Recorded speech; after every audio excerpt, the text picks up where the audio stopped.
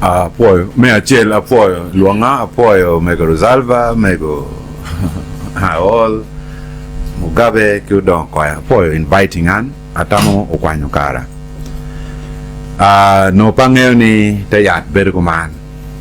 But no, tayat pwede fix. Lubu nga ki anga gimachi. Abera win logweng pa obi na Odong Alex Koya. Ma teka chung head boy Migul High School in 1995. Ma lawyer kui again as Emmanuel chairman campaign manager na Uberu Odong Koya. Si dari ma parade kere no pangeo ni politics o akain. Eni ni pigin na punyi kare chane. But food what monitoring. Now, atamani an macharo donga kwa kel perspective.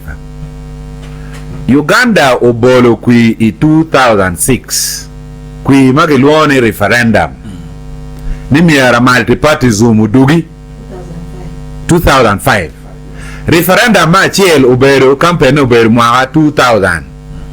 Atamu bene ki bolo kui i 2000 referendum me achiel unganeo Ugandans okwayaro ni pewa mero multipartism man en luter mateno mero win pianjo kana te win radio kenyargi 2001 before 2000 no check mageluone political parties act article mageluone 269 mawaje ni peke mero multiparty mo ke kana Uganda pero luongo waka choke bedroom pa mal department no tiek peye article 269 PN president Museveni mago bionu ke lum go waje ni party poko dano line midini line mikara atamu ngeni UPC historical over United Protestants of Canterbury meno chairman DP ben unu ngeni ubero dini ya papa meno bere lukatoli NRM pangeo watin pate bere mwara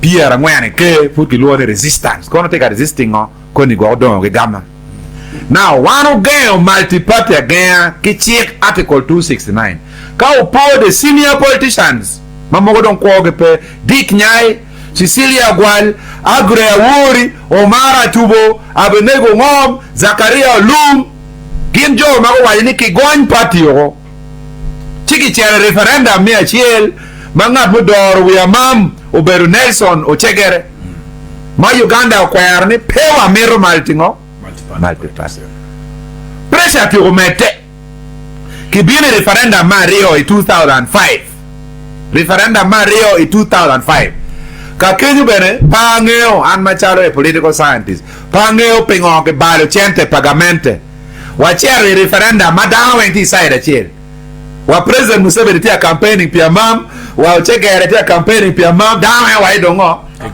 kigoni koza mtale ke kanu dekto ba ka koza ke chora we akeno bed legitimate chiki chere campaign all over Uganda mango donge gonyo ni multi party odugi ento one macharo political scientist wa kwedu ngomo we president Museveni uye niki going party the win man wajini John tiro yelo wajui one way watamani wati movement wa wachuba muwa donyi parliament in 2001 no piki ye mal de party dan wen chung piri keni kiluoni partless democracy individual merit no piki mero party so one way donyi parliament in 2001 the whole parliament no ti under movement system dan wen no beneke yuba ka chake mwa wa chair for the movement conference ena kala kuri wa na position berita ko da wen no put no multi party no pe so president Museveni uyeni ki gonjoni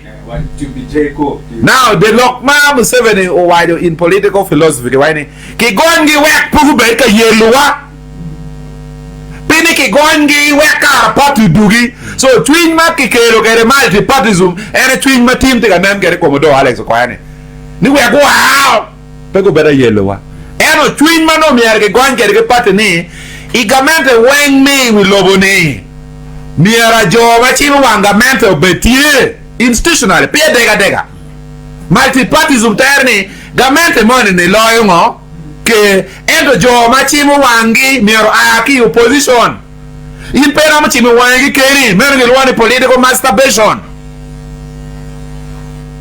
so anywhere inoni under multi partyism muaduni president bertie leader of opposition bertie mega all of you mabe point kimiro wa police kimiro wa escort kimiro wa budget officer pien enemy aro bedra chim wanga menda me achiel ma police oro bertie na mabichiele ga menda me Uganda police go on was a load konere ni adui no miaro don peke lwa miaro ke maka charo ko ngi tware boot so one job mo kere kan po amero nyang kid ma multi party ngo ti u kere we are not right in political philosophy. Opposition are on the opposition side of government. But on the opposition side, anyway, that is how the system has been programmed. Doctor, tell them government but so, opposition side. Can you want to ride? Pengo ke chulo MP in the opposition muchara. Pengo ke miya muchara ke nu. Pengo ke miya muchara ke DP. Pien ke miya ke wano chim gamente. Maka president mo ke kem jar president Museveni obiro lo parliament ngat mi achiel magamo duan president any leader opposition president lo magano state of nation address Uganda tinini ka lo ni tap ngatu mo magampe ki lo parliament lo mi gamo lo ke pi ilo wachi ka do mi biro parliament la lo me achiel any leader opposition ki mi no wancha marawa de mi gamne ni kid ma yu we tiga doro kere gamane one opposition one ni endom kid lock child leader opposition me go wide ya pe or ya kinan kit me yu ya pe ni na chere ka guri ding pengo guri ka para e ma ki karuma mi cher wakafu pengo kitibala botenda kurche kwa ni mi arge bidding pingo guri ne ding guri ma bire ya chori ding kai por guri ma chere masaka mero gin ma miera opposition tin me chimo wangamente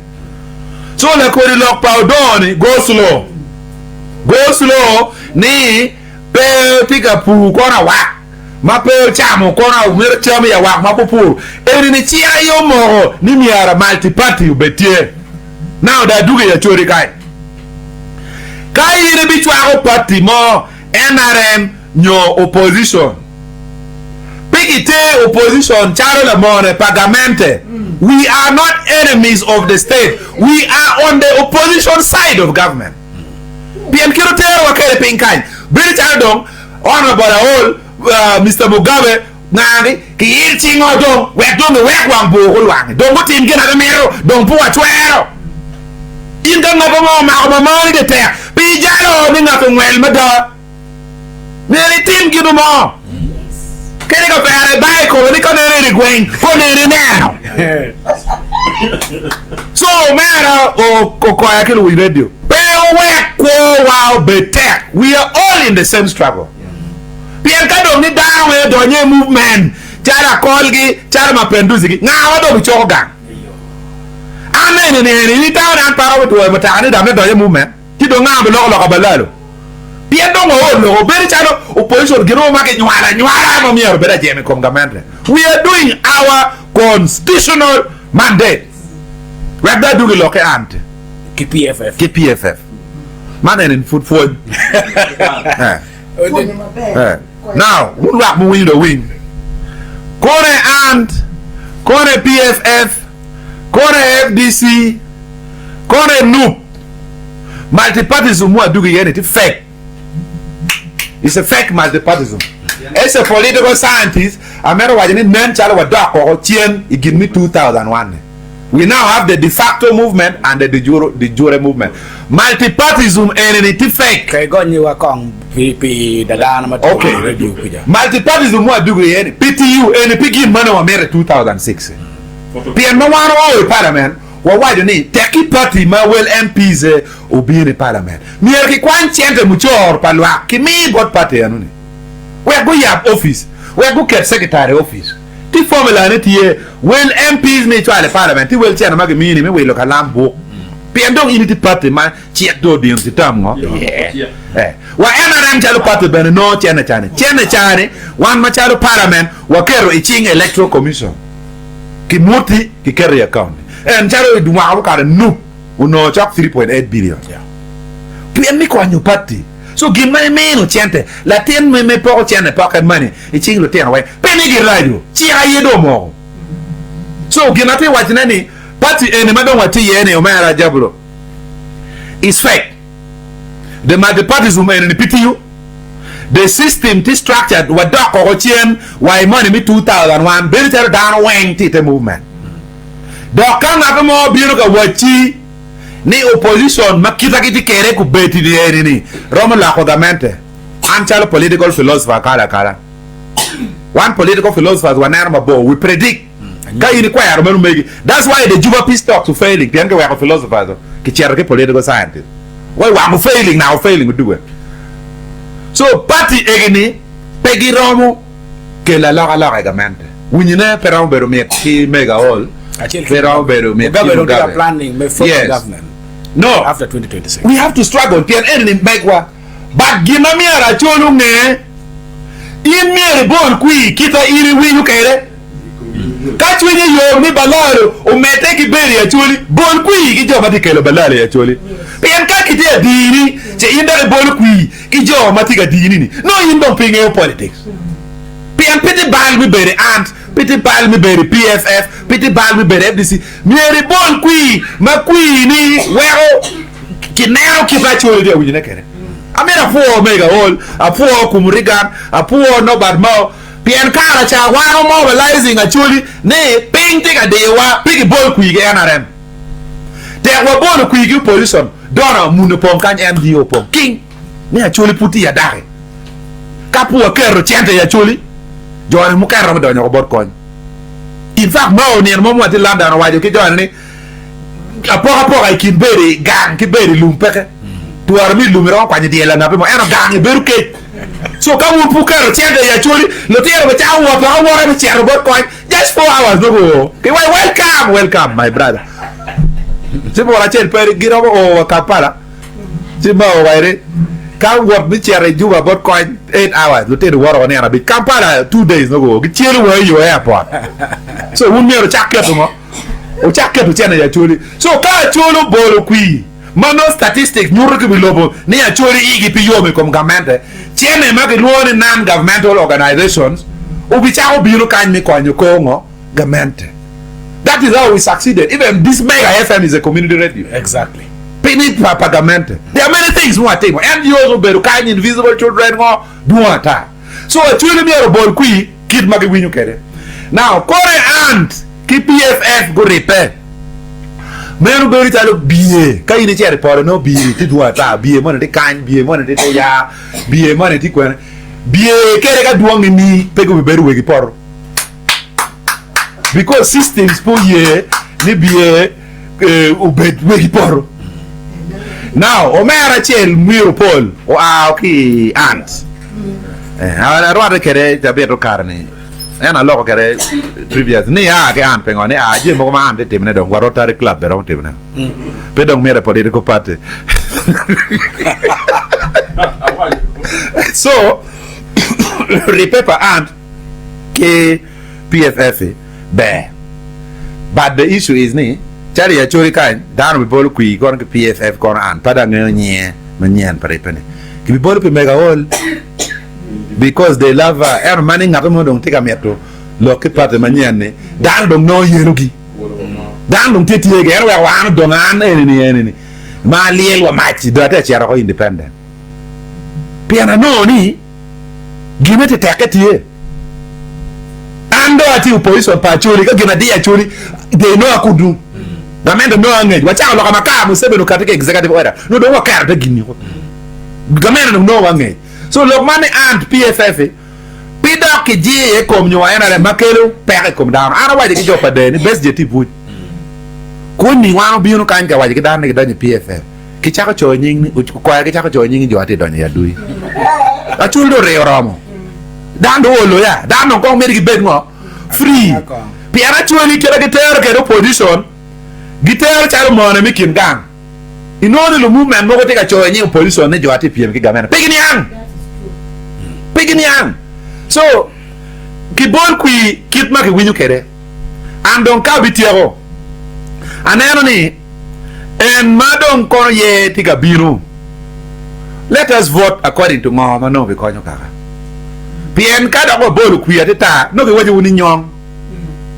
ki wa yu ni nyong do wuru bol ku yi yelo go 80% da ko ngo lingo mod eno kano wa nyuru ni ping tiga dewa we Uganda ngu bol ku yi ki Museveni kanya ki bol ye lijo man bol kita ki bol kere wan wa bol kita wa winyu kere ka ya ti mo romo go wa ya ma do cheru chang wa ki wa ya gulu kan ma tiang chang ma ne an wor ma be bol ki Museveni pian ya ti mo romo je wen ti ba be bol eno ka gino mo ti ma de dano mano wa no ni de wa loka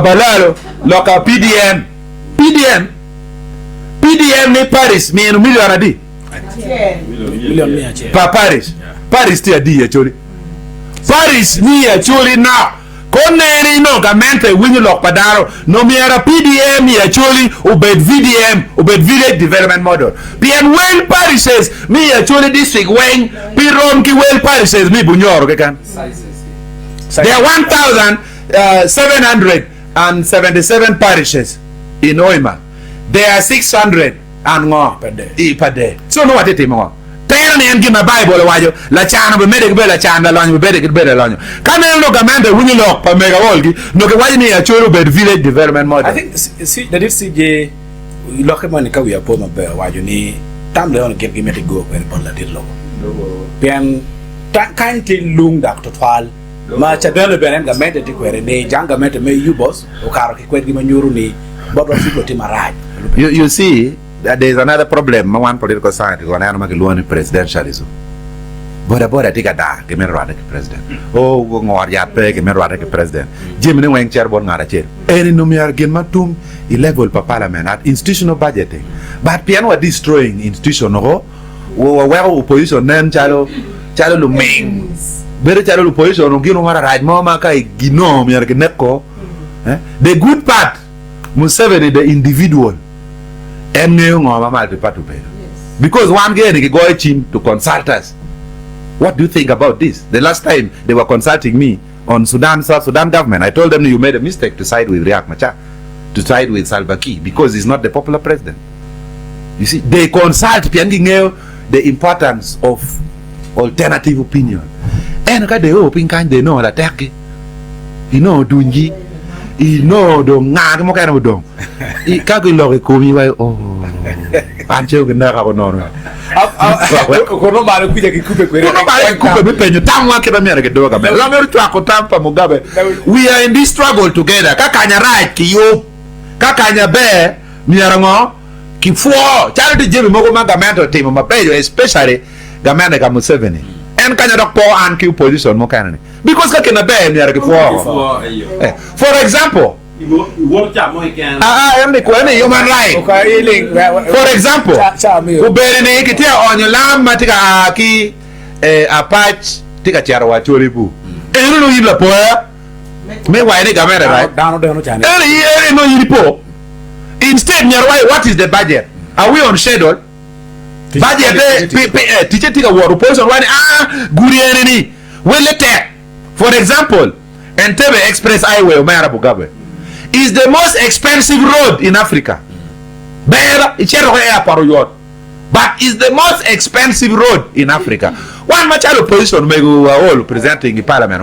Why is this the most expensive road in Africa? Kun wetland is just 5% of the road. Pingo, Jomena Muchamochente. Men opposition near pain. Karuma, electricity in Uganda is the most second expensive in the world after Norway. Kunwana timo hydro miere ki pingo brick karuma tika ka pingo might mari di bukane ke karuma ko doki twa wa Kampala ya miere chak biro mi chere West Nile pingo ke substation ya lero so opposition miere bela timo wanga mene so wurgo do work wano yuwe work Mugabe go yuwe work mega wol go yuwe work mega Zalba go yuwe mi terwa chale lumone pagamente do ma cherga wonoko